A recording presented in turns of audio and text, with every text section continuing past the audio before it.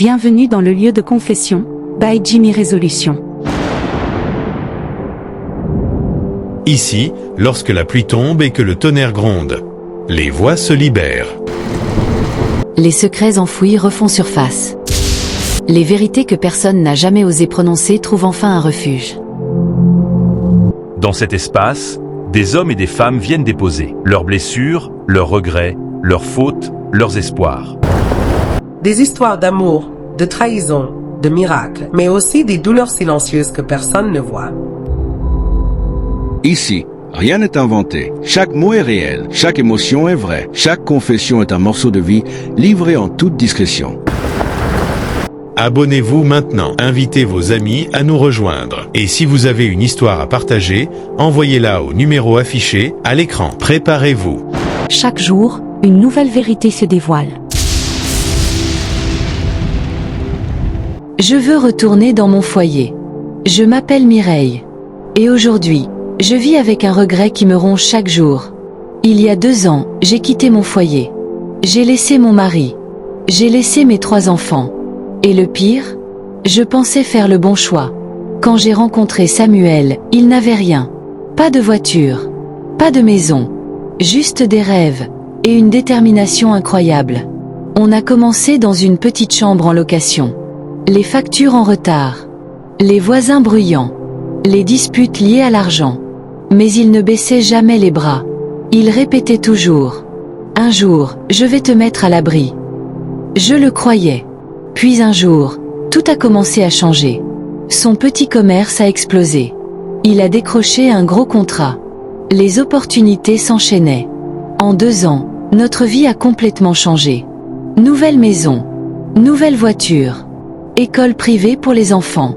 J'étais fière. Mais ma famille, non. Ma mère a été la première à lancer le doute. Un homme ne peut pas monter aussi vite sans aide mystique. J'ai ri. Mais elle a insisté. Tu es naïve.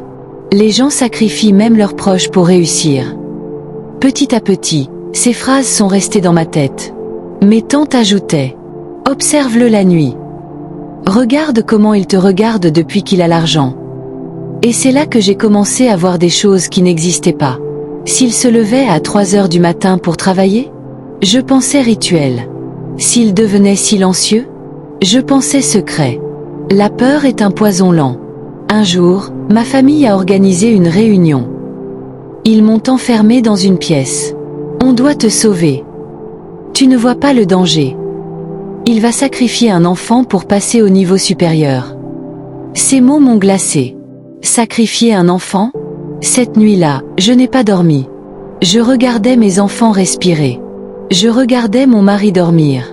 Et j'ai commencé à douter. La tension est montée. Je suis devenue froide avec lui. Accusatrice. Suspicieux. Un soir, je lui ai lancé. Dis-moi la vérité. Tu fais quoi la nuit? Il m'a regardé, blessé. Je travaille. Pour nous. Mais je n'écoutais plus. Ma famille était devenue ma voix intérieure. Finalement, j'ai fait mes valises. Je suis partie. En laissant mes 3 enfants derrière moi. Au début, j'étais soutenue. On me félicitait. Tu as sauvé ta vie. Tu as échappé au pire. Mais les mois ont passé. Rien n'est arrivé. Aucun malheur. Aucun sacrifice. Aucune tragédie. Au contraire. Les enfants allaient bien. Mon mari prospérait encore plus. Et moi, je dépendais financièrement de ma famille. Ironie. Un jour, j'ai vu une photo de mes enfants à l'anniversaire du dernier. Ils souriaient. Ils avaient l'air heureux. Sans moi. Cette image m'a détruite. Je me suis demandé.